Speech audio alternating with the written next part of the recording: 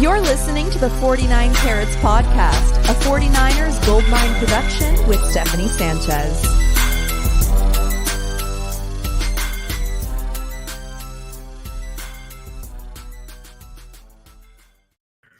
What's going on, everyone, and welcome to another edition of the 49 Carats Podcast. I'm your host, as always. It's Steph, it's your girl, and today I'm going to be recapping day 6 of 49ers training camp. Still in the house, still seeing what's going on over there at camp. And so another day, but this day was a little more it was interesting. It was an interesting day, definitely entertaining. There were some fights. Definitely going to talk about that in a few here. But first, just wanted to recap some of the details of who was not there, who rejoined after missing yesterday. So today there was no Mike McGlinchey, there was no Ray McDonald, and there was no Charvarius Ward. No Charvarius Ward, probably somewhat of a good thing for the offense because Ward has been killing it all throughout camp, and he definitely earned this day off, I would say. So glad he got the veteran rest today, as I'm assuming it was veteran rest. And then McGlinchey as well, just a maintenance day as well for him. You recall Javon Kinlaw was out yesterday. Those two are both being eased back in as they're coming back from their injuries from last year. So being eased back in. Jeff Wilson Jr. and Javon Kinlaw were back in the fold today. And yeah, you know who else was there? Jimmy Garoppolo. Jimmy Garoppolo was there again today. You recall a couple days ago, he was out on the field where a lot of fans can see him. This was on Saturday. He was running back and forth, right? And we talked about that on the pod. Today he was throwing and it was actually in the far backfield, though. So I just want to say that he wasn't out and about for all the fans to see him. But this is how everything is set up. You know what? I'm going to draw this really quick just to show you guys. So we got, stay with me here. So there's the big field here, and then there's the bleachers where we all sit. So this is the big field. We're sitting here. And then there's another field right here. And then there's like a set of bleachers right here. There's like a weight room right here. Oh no, is my pen running out of ink? I need one of those NASA pens that right upside down. Here's the weight room. Here are the two fields. Here's the bleachers where all the fans are sitting. So that's where I was, right? And then there's friends and family bleachers right here. And then where Jimmy Garoppolo was throwing was right here. So way far from most of the fans, way far. Most people didn't even know he was there, didn't even notice. Some people did see him from these bleachers, but most people didn't. Who really got to see him were the people who were in these bleachers, the friends and family bleachers. And so there were some pictures of the friends and family, the people who were in those bleachers, like watching him throw. Nothing super spectacular. I didn't think he was a distraction at all. I mean, he was definitely less of a distraction today, more so or less than on Saturday when he actually was sprinting right in front of all the fans, So I'm not too bothered by the fact that he was there. The guy has to throw. He has to work his arm out. Sure, he could do it somewhere else, but he's still part of this team. He is still technically rehabbing. So it doesn't bother me that he's there as long as he's like, doing his own thing. I don't think the players, I don't think Trey Lance, I don't think all the players who are on the field are really concerned with what Jimmy Garoppolo is doing, 200 feet or more away from them. They're practicing. They don't care what Jimmy Garoppolo is doing. So I don't think he's much of a distraction. It didn't bother me at all that Jimmy Garoppolo was there. So that was one. Two, what you guys are probably most curious about is the fights from today. All right, so there are a couple technically. One was more of a squabble than an actual fight, um, but both were centered around Brandon Ayuk and Fred Warner. And as you recall, Brandon Ayuk did say last week in a presser that Fred Warner is annoying, quote unquote, annoying, because he talks a lot of shit. He gets an Ayuk. Well, I don't think it's his shit talking is always directed to Ayuk, but he's a shit talker. You know, he talks his shit, and he's the best linebacker in the NFL. He's allowed to do that, right? And Fred Warner actually, in response to that, has said that he likes to annoy Ayuk because basically insinuating it's because he knows how good Brandon Ayuk is and he wants to, bring that out of him. Well, today it brought out a bit of violence, okay? So on the first little fight, it was a smaller one. Ayuk made a catch. It was a short catch and he was like tackled right away. But next thing we know, it happened very quickly. Next thing we know, there's like a small number of players that kind of like go down and so they're basically like tackled each other, and then there's like a bit of a pile. So that was the first squabble. That was little. It wasn't a big deal. You're like, whatever. Things happen. And then there was another portion later during 11 on 11s. Both of these happened during 11 on 11s, by the way. But that first one that I just spoke about was in the first session of 11 on 11s. And then the second fight happened in the second portion of 11 on 11s. So quite a bit of time had passed. But honestly, obviously the emotions were still there. So Fred Warner made a really hard hit on Marcus Johnson, wide receiver. Knocked it down, it hit him pretty hard. Like even as soon as I saw that, I was like, ooh, Kyle's not going to like that. He's going to play that clip back and be like, yo, you guys are putting your guys at risk, typical Kyle things, I would imagine. But the offense obviously didn't like that, right? And Ayuk definitely did not like that. Almost immediately, Brandon Ayuk literally squares up to Fred Warner, literally squares up. And so next thing we know, like in baseball, when the bench is clear, that's kind of what happened during practice. I mean, they're not on benches, but during 11 on 11s, there's offense on one side and then there's defense on one side. So as soon as that happened, like everyone just kind of rushed towards, Ayuk and Fred Warner. Some of them, I'm sure, were like, yo, we got to break this up. Others were like, yo, we about to get in this fight. But, honestly, it wasn't that big a deal. It looked like most baseball fights, which is mostly just a bunch of guys standing there, probably adding more to the chaos than helping. And that's really all it was. But at the end of the day, I think Kyle Shanahan was definitely pissed off. As soon as that cleared up, he called an entire team huddle in the middle of 11 on 11s, called this team huddle and spoke to everyone for, a minute or so. And there were no fights after that. So, and I know some people worry about fights, but this is something that happens at training camp all the time. Sometimes it's just like, two guys get into it and, they settle it afterwards. It's not a big deal at all.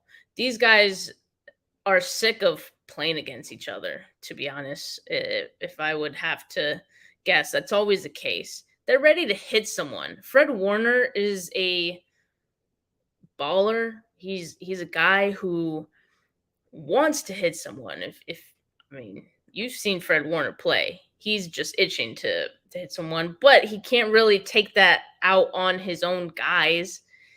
And if he does, it rubs, the offense the wrong way sometimes. You don't want Fred Warner potentially hurting one of your guys. So that's what it comes down to. And at the end of the day, I think Kyle Shanahan had a talk with the team about it. He's been discussing this with the team this whole training camp pretty much, where, you can't put your guys in danger of getting hurt. So I would be surprised if we saw any other fights happening in training camp. I do expect that when joint practices come around with the Minnesota Vikings, those always get chippy. Always. Again, for the same reason, because guys have been itching to go against someone other than their teammates who they see all the freaking time. And, it just comes off. It rubs people the wrong way sometimes. So it happens. I'm not worried about the fights. It's not a big deal. Let's get into the one-on-one periods. We've been having the one-on-ones in practice. I say we like I participated in anything. The 49ers have been having one-on-ones in practice for the past 2 days. And it's one of my favorite portions of practice because it's so entertaining, and two, there's a lot of energy built up from the fans and then also the players, because everyone's watching. They want to see you, win your matchup. It's just hyped. Okay. And I didn't watch all of the offensive linemen, defensive linemen one-on-ones because, again, the field, the bleachers are right here, and the offensive and defensive linemen, they go right here, and I'm like somewhere over here. So it's kind of far to see sometimes. It's a little far. So can't always see those. But, I did hear that Trent Williams and Nick Bosa was a sight to see, and Trent Williams won both times. And that's not surprising because Trent Williams is the best tackle in the entire league. Generational talent. Nick Bosa, also generational talent. But Nick Bosa is not on Trent Williams' level, I don't think. That speaks to how good Trent Williams is. The fact that he can beat him one-on-one. And this has been a consistent thing, pretty much, throughout their one-on-ones since Nick Bosa has been here. But let me tell you who looked good during one-on-ones. Talanoa Hufanga, once again, he is just shining, man. He's looked great during one-on-one periods. He was actually the first to go, at least for the ones that was happening in front of me, which were the DBs and tight ends going again, and linebackers with running backs. So that's what was right in front of us. So the first to go was Hufanga, and he won his matchup versus George Kittle, actually. He got a pass breakup against George Kittle. Impressive, for sure. Especially considering the fact that Kittle has a size advantage over Hufanga. But again, Hufanga has been, in these one-on-ones, he's been very sticky. It's like he knows the exact route that these guys are going to be running beforehand because he is just on them the entire time. And when that ball comes, he's ready to make a play on it, whether it is interception or getting his hands on it, get a pass breakup. He's been very good at that and just making a play on the ball. He didn't have an interception today, but he had a pass breakup, as I said, on George Kittle. He had another pass breakup versus Tanner Hudson during one-on-ones as well. So the same thing, just basically running the routes for guys, and at the catch point, he gets his hands in there. It's been consistent, and he has looked very good. And I've become increasingly excited about Hufanga. I've always been a fan of his because what's not to like? Like, to me, his work ethic, he's a California guy. Those things go a long way for me. But on the field, I'm seeing him, grow in real time on the field, and he does look as advertised. Everything we heard about Hufanga in OTAs, everything D'Amico Ryans has said about him, I've seen it, and I like it. So he's got that swag to him for sure. Hasty as well has looked good in one-on-ones, mostly because I feel like he has a knack for getting open for linebackers. And I talked about it a little bit yesterday too, because I pretty much saw the same thing. He has this ability to just, once he cuts, like he creates a bunch of space for himself, and then the quarterback feels great to throw the ball at him. So Hasty's first rep was actually against Fred Warner, and Michael Hasty beat him again with that quick cut out, and he beat Fred Warner. And that goes, Fred Warner is amazing, especially in coverage as well, and Hasty got the better of him on that one. Fred Warner did win the next one versus Hasty, so don't worry about Fred Warner. He's still very good. But Michael Hasty, I do like what I see, especially because he's a bit of a shorter back. Obviously, Fred Warner has a size advantage on Hasty, but Hasty has speed and he's very agile. So, who else looked good today is Trey Sermon. And in football or just in sports in general, when we say stacking days, I truly feel like Trey Sermon has been stacking his days, where the first few days I wasn't seeing that much. There was some, I'd see him out there, but I wasn't seeing anything too good, or I wasn't seeing anything too bad either about Trey Sermon. Oh, definitely right off the bat, that's better than he was last year, because by everything I heard about Trey Sermon last year in camp, he was absolutely terrible. But he hasn't been terrible in this camp. So I don't want you to get the wrong idea. He just hasn't been really good either. But the last 2 days, because I mentioned Trey Sermon yesterday, and I said that he did have a better day. Today, Trey Sermon had an even better day than yesterday. I would say this might have been Trey Sermon's best day in camp so far. And I wasn't at training camp last year, but again, based on some of the things I heard about Trey Sermon in camp last year, it might be even safe to say that this was his best day as a 49er. Could be. So he's looking good. He's definitely stacking his days. And so I'm excited for him to build on this momentum and see what he can do in the coming practices, because every practice he looks more comfortable out there. And he beat Azeez Al-Shaair today during one-on-ones. Honestly, left Azeez in the dust. It's just one rep, right? But these are flashes that you see, and Azeez is no slouch, so it does count for something, right? And he had solid runs in 11-on-11s as well. So I liked what I saw out of him. He's definitely not giving up.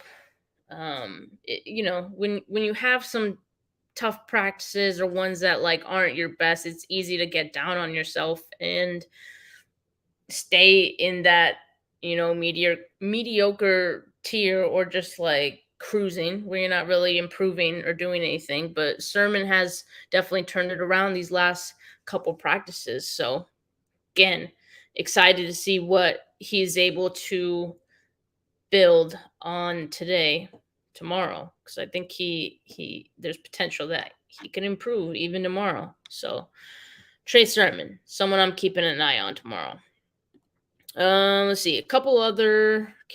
So I did, when I was looking over at the defensive line and offensive line one-on-ones, I did see Kerry Hyder beat Colton McKivitz, and then Justin School beat someone, but I didn't get to see who he beat. Again, it was kind of far from my view in the ankle. Couldn't see who he beat. So, but if you guys cared about that, got those stats. All right. Really quickly, before I talk about 11 on 11, Trey Lance offense and all that, make sure you guys subscribe to the channel. Make sure you like this video. It really helps me a lot. If you guys like this video, just get it up in the algorithm. Help your girl out. Subscribe, all that. Appreciate it. So 11 on 11s. So in the first session, and I even tweeted this, start 11 on 11. The OL, the offensive line, looked very comfortable. And that was notable because they've been struggling. So I tweeted it out. And for the most part, in that first session, like, they definitely kept the pockets clean for Trey Lance. Like, he looked comfortable, the offensive line looked comfortable, and Lance had space and time to work. He was able to make the best of it. He connected with Eyuk in that first session for about 20 or more yards. But, maybe I got a little too ahead of myself, because in the second session of 11 on 11s, the offensive line reverted back to looking outmatched again. And there were several would-be sacks. Again, I say would-be sacks because there aren't any true sacks or tackles in camp. But there were a lot of would-be sacks on Bosa, not on Bosa, but from Bosa, Aziz, Givens, Ebukam. Those are just some of the ones I saw. Okay, you see where I'm going with this. That was a lot of guys I just named. There were a lot of would-be sacks, especially in the second session of team period. So, but the one thing I will say is that I think Spencer Burford is looking. I'm starting to see why the team likes him at right guard. I think he's looking good. He's holding his own. And, even Trent Williams had some great things to say about him yesterday when he spoke with the media. Says he earned his spot in these starting reps. So, I think for this offensive line, I'm not worried about it still. I think it's just a matter of time for, everyone to get kind of acclimated in their roles. It's only the second day in pads. And guys just need some time, especially within the offensive line. You need time to get used to, playing with the unit that you're in. And that's part of the reason why this back and forth movement on center is doing the 49ers somewhat of a disservice, because as long as Brunskill and Jake Brendel are switching, throughout practice, they're never going to feel quite comfortable. You know what I mean? So I think the 49ers need to just make a decision there and then have that guy start getting comfortable with the repeated reps, with the same unit. Stop messing around with the center position. I think that's going to go a long way. And I think until we see that consistency, I think this offensive line is going to continue to struggle. But it's looking like Burford has been a constant at right guard so far in this for the first team unit. He's been the guy the entire time at right guard. So that's good for his consistency. And I'm starting to see him feel he looks more comfortable for sure. And so everything that we've heard about Burford throughout OTAs, we're starting to see it now in camp. Raymond asks, "What up, Steph? Is Burford another late round steal?" What up, Raymond? I think it's too early to say. I definitely think it's a very good sign that Burford is getting these first team reps already. I think that kind of took all of us by surprise. I don't think we were expecting him to, have that kind of role so soon. I definitely wasn't, especially because, we saw Jalen Moore and Aaron Banks not do much their first year. So I would say our expectations for Burford were kind of low, right? Not low, but you know what I mean. Like I don't think we were expecting him to be starting with the first team unit and take all of the snaps with the first team unit right away. So I think it's super encouraging that Burford is already, you know, he's already cemented himself as a starter pretty much so far at right guard. So late round steal, slightly early, but I am very, very encouraged by what I see. It could definitely trend in that direction if he continues on this path and, bearing any, weird setbacks from Burford for sure. He's looked good so far.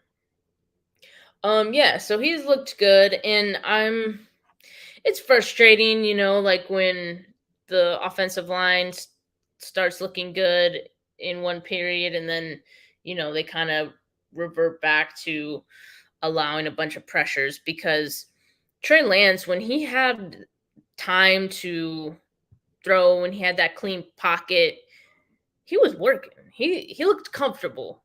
And that's what I want.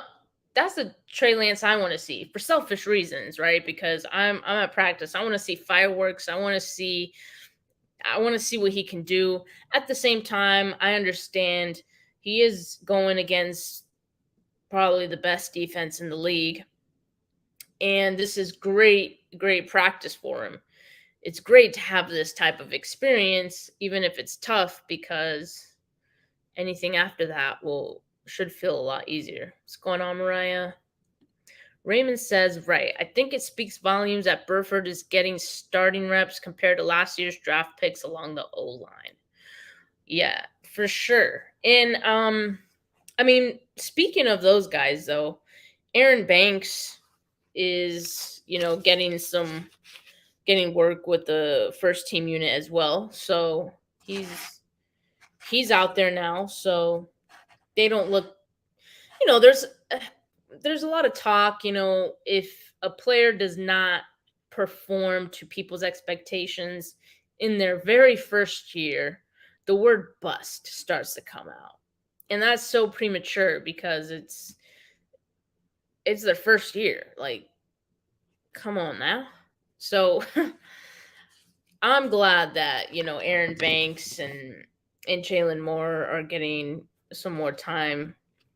For sure, it seems like Aaron Banks is for sure a little higher up than Jalen Moore right now, though. Say that. But yeah, definitely encouraging to see. But, speaking of Trey Lance and, this offensive line, I think, like I mentioned earlier, if they stop messing around with the rotation and they just, decide on one unit for the offensive line, I think they'll be fine. I truly do. And today we saw Brunskill at center working with the first team unit. Make of that what you will. It's been a lot of movement. There's been a lot of back and forth. So I don't know if I can say this means that Brunskill is going to be the starter because they keep switching back and forth. But I just hope they make a decision. If Brunskill is the starter again tomorrow, then maybe that's a good sign. Maybe it means that they feel like Brunskill is a starter. We'll have to see. The one good thing we can take from today is that there weren't any interceptions from Trey Lance or any of the quarterbacks. So that's good. And you can attribute that to Charvarius Ward not being out there, because he has definitely been a bit of a ball hawk to start training camp. So he wasn't there today. And some of the corners who were in his place with the first team unit, I saw who did I see? What's his name? Holman. Saw Holman. I'm gonna get his full name for you guys, but I saw Holman getting a lot of first team reps, and Ambry Thomas as well. Saw some first team reps. So, I mean, Holman's full name. I'm like trying to. Oh, Kadar Holman. Sorry, number 24. Kadar Holman, the new 24, not the Shark. Mariah says, "I'm gonna cry if Brunskill is the center." Why would you cry? I mean, it's not Alex Mack, but Brunskill isn't terrible. I mean, and Trey Lance has some, experience with Brunskill, so it might not be too bad. Dry your tears, Mariah. But we'll see what happens there. Definitely nothing has been decided. I don't think, at least. Okay, but no interceptions. Juwan Jennings, he's kind of tapered off. And you guys know I'm Juwan Jennings hive, but he's been quiet these last few days. And today I didn't feel like it was his best practice. But I'm still Juwan Jennings hive, and hopefully he can, improve in the coming days. But, in this receiver unit, who has been the best by far is Brandon Eyuk. He continues to look good. He has probably been the most consistent player on offense, Brandon Eyuk. On defense has been Charvarius Ward. Yes, even after the day off, he's still the most consistent player. But Brandon Eyuk on the offense, he's been that guy. He is him. And sometimes he gets some reps with the second unit too. I don't know why that is. I think they have enough wide receivers, but they keep Brandon Eyuk with the second unit and have Sudfeld throwing at him sometimes. Maybe they want Sudfeld to get acclimated with Eyuk. I don't know. But he makes the second unit just look silly. It's unfair, to be honest. And he had another high pointer today from Lance. I've been talking about these. His catch radius is crazy, and it's like Trey Lance knows this. So, and he knows exactly where to put it, where only Brandon Eyuk is going to get it. Up in the air, over the defender. It's beautiful. They've been connecting on those. There's been at least one of those high pointers in the last 3 practices or something, at least. So he continues to look good, man. Him and Trey are in sync entirely. And let's see. Trey Lance also, the two, Trey Lance and Brandon Eyuk, had another great play today. Darqueze Dennard was coming off as a free rusher on the play. Besides that, the line had held up pretty well, but there was a free rusher, so no one picked him up. Darqueze Dennard. And Trey Lance, he stayed in the pocket, stood tall, and delivered a nice ball to Eyuk. Move the chains, because they did move the ball period today. So I like that. I was encouraged by that one. And Trey is connecting with Deebo Samuel just fine. You guys might be wondering, well, with Deebo Samuel having missed, OTAs and, the first few days of practice, in case you're worried on, how he's getting reacclimated to everything. He looks fine out there. He looked like himself today. Not that he didn't yesterday, but Deebo was doing Deebo things today. He caught an intermediate pass from Trey Lance, got a bit extra yak on it.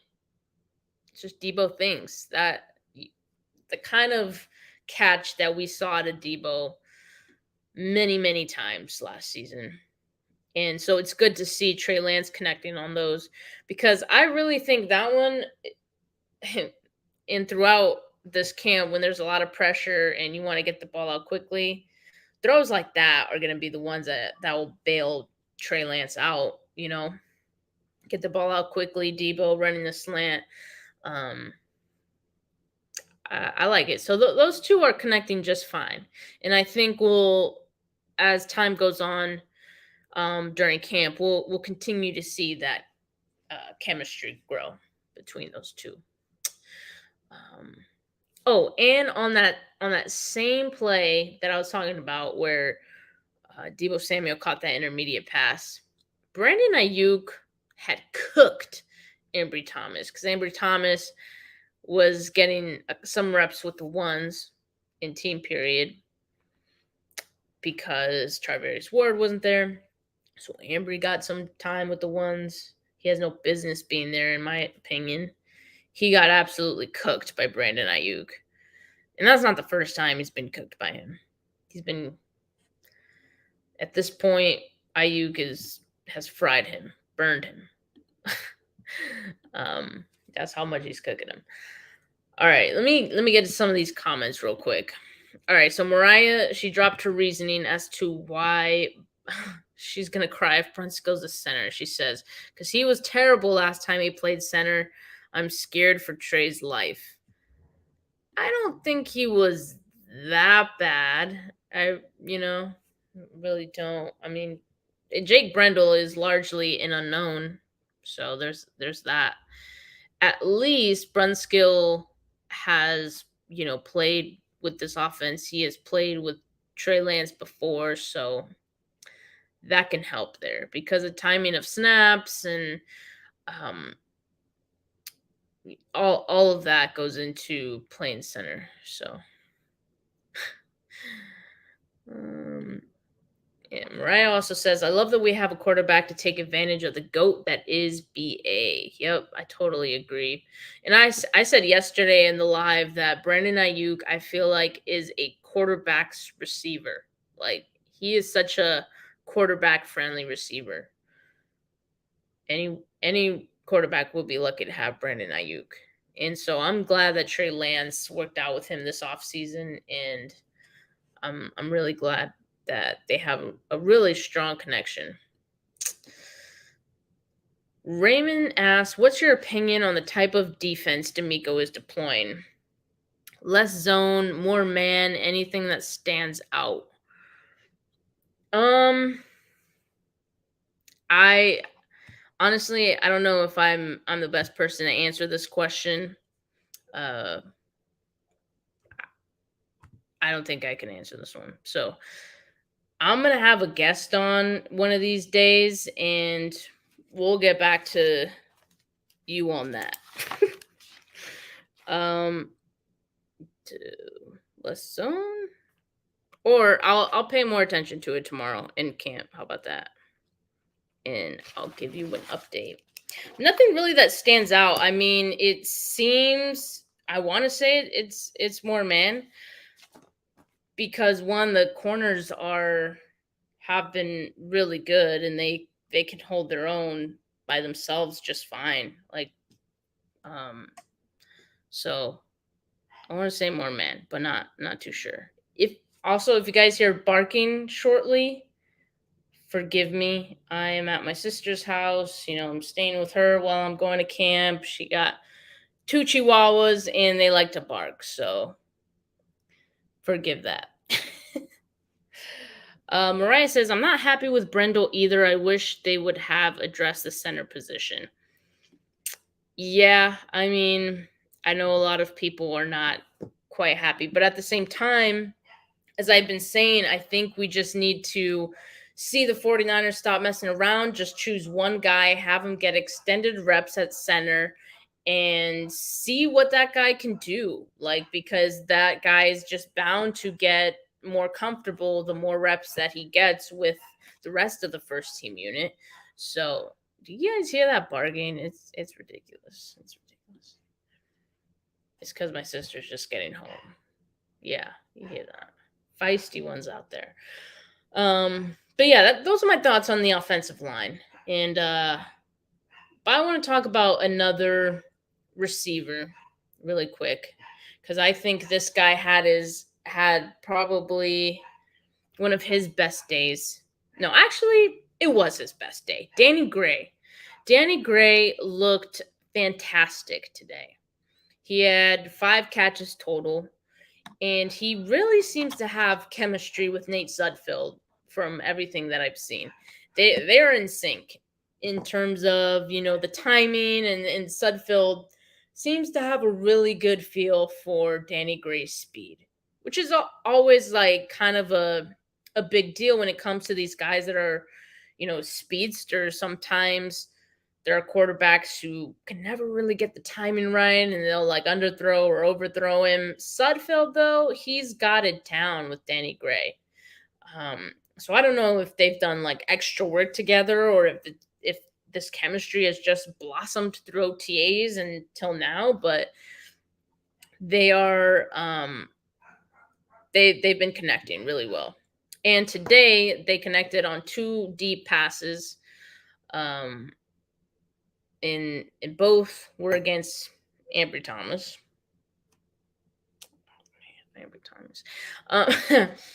But Danny Gray, man, he looks good. And, I think I'm getting to a point where I would like to see Danny Gray work with the ones, but then I'm like, whose spot is he gonna take? Like, obviously Eyuk,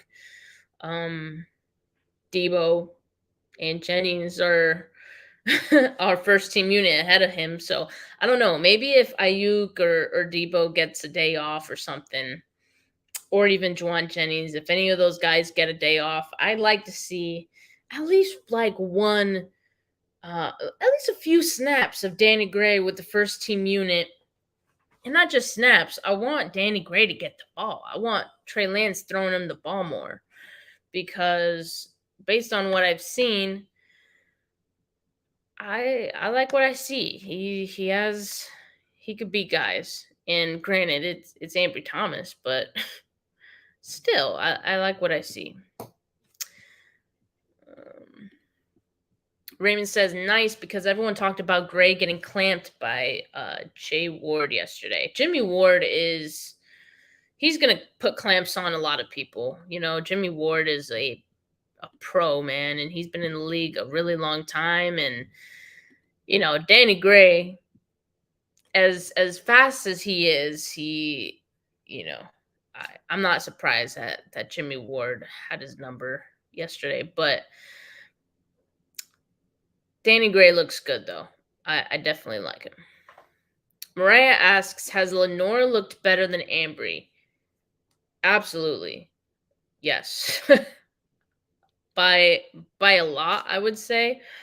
Because Lenore, I think that pretty much what we saw of Lenore last year, like the good stuff, I see that in practice. He's been solid. And if you guys recall the gimme drill that I was talking about, when it's Kyle Shanahan throwing to the DBs and linebackers, trying to get them to make a play, Lenore has had a number of, plays in that where he gets like an interception or a pass breakup. So I like what I see out of Lenore, not even just from, team periods, but just like drills as well. He's been solid. Definitely better than Ambry Thomas. But I also want to say that I don't think Ambry Thomas is in any. I don't think he's going to get cut or anything. I think they'll be patient with him. Ambry Thomas has had some good plays, but just not very often. So he has way more bad plays than good. So that's the story on Ambry Thomas. And I hope he can shut me up and have some better days moving forward. I'll keep you posted, though. When I see a wide receiver going up against Ambry Thomas, my first thought is, that receiver's going to get the ball. He's about to have a good play right now. Not Ambry, the receiver. So that's what I think about Ambry Thomas right now. What's going on, Ryan? Ryan said Ward is a beast. Absolutely, he is. And I don't even know if you're talking about Jimmy Ward or Charvarius Ward. They're both beasts. Assuming you're talking about Jimmy, though, because we were just talking about him. It doesn't seem like both can make the 53, so it'll be interesting to see how that shakes out. You're talking about Lenore and Ambry Thomas. Yeah, I mean, if Jason Verrett, when he comes off the PUP list, you're going to have Charvarius Ward, Emmanuel Mosley, likely Jason Verrett as like the third on the depth chart. And then I'd put Lenore, and then I'd put Ambry Thomas, and I'm just talking about outside corners, by the way. This isn't even factoring in the slot corners, which Darqueze Dennard has been at for all of camp. So then fifth would be Ambry Thomas.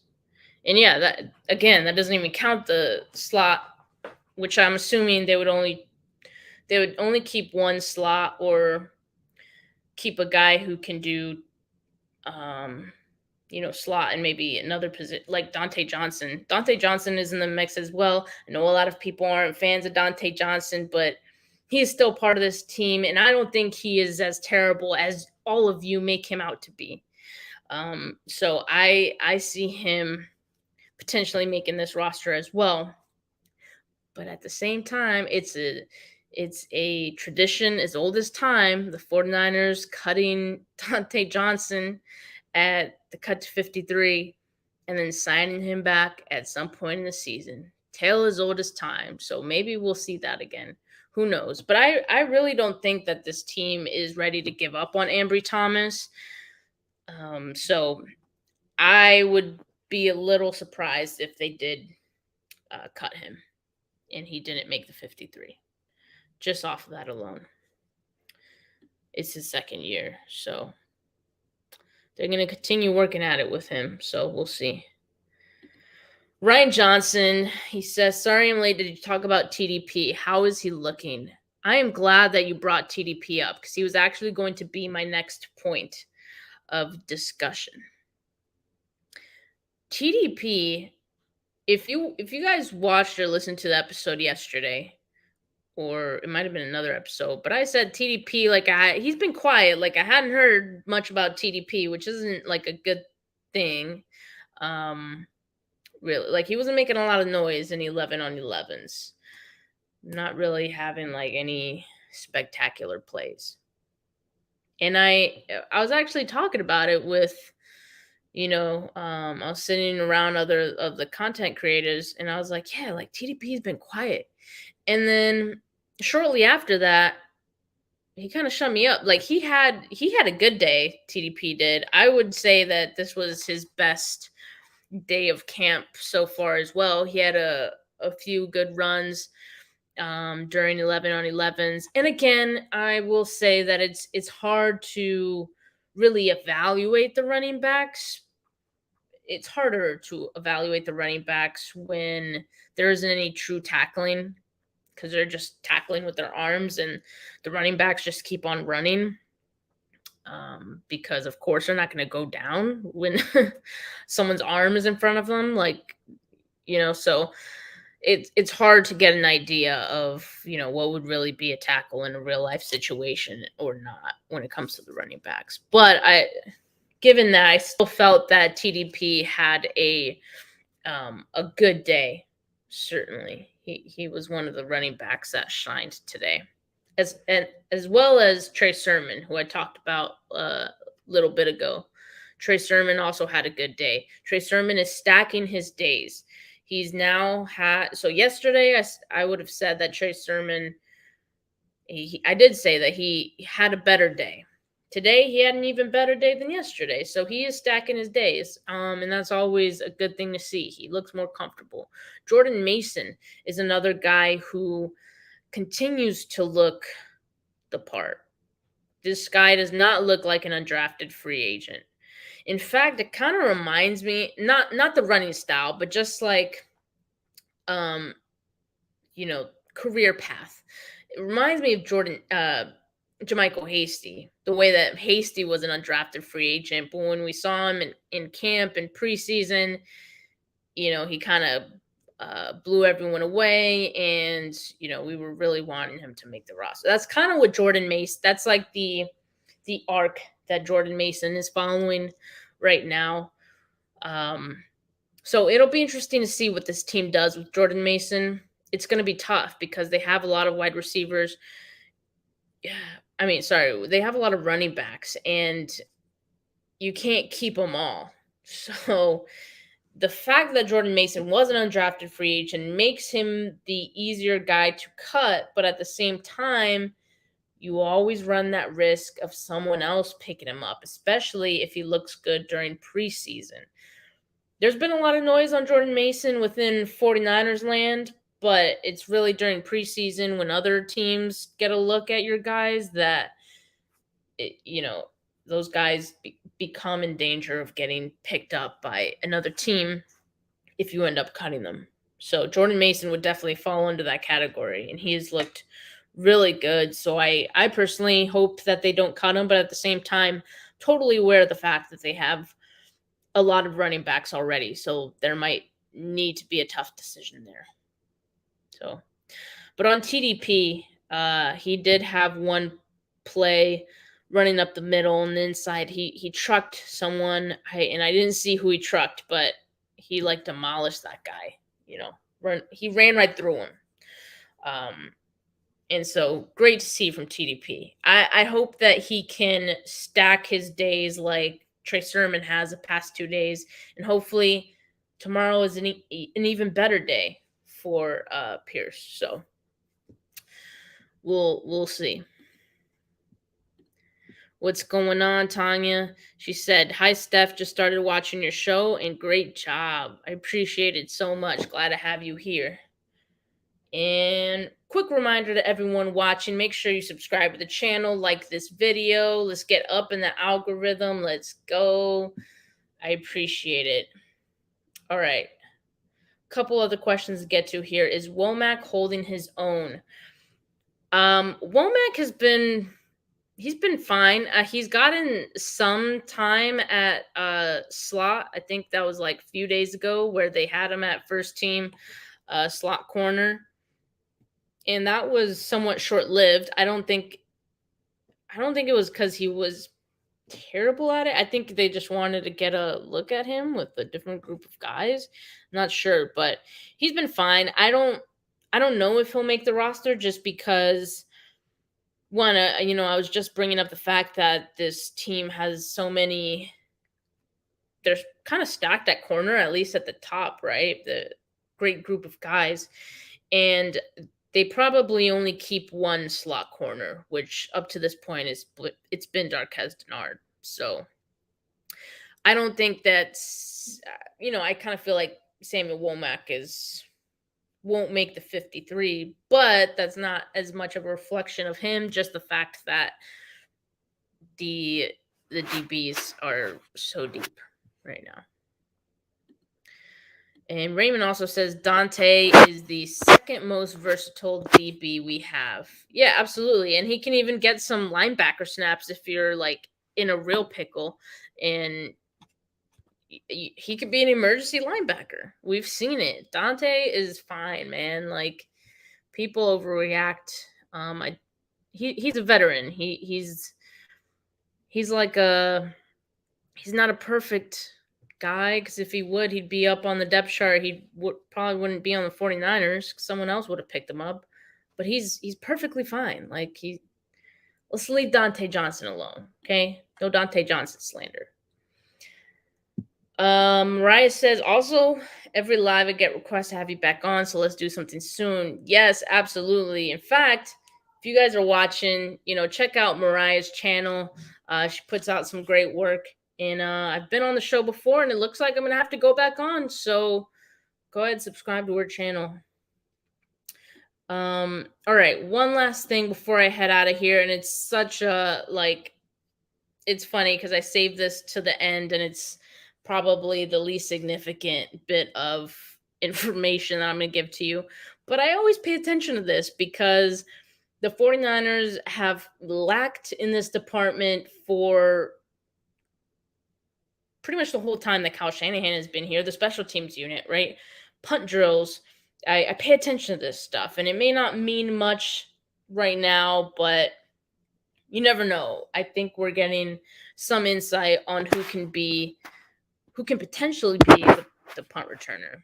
And I will say that Ray McCloud has been getting those reps along with a couple of other guys. So it's always good to have a couple guys who can return punts. So it's been Ray McCloud, although today he was out. He did not practice today, so Ray was not there today. So today it was Danny Gray, Marcus Johnson, and Keyshawn Johnson, all wide receivers, fielding punts today. For what it's worth, make of that what you will. It could matter come season time. Who knows? But I enjoyed recapping today's episode. I actually took some notes today. The notes they don't let us have our phones out or film during 11 on 11. So I took plenty of notes, and that's why I was able to give you guys a really good recap today. So another good recap coming tomorrow, and meet me here around the same time tomorrow. All right. For now, have a good evening. Peace out.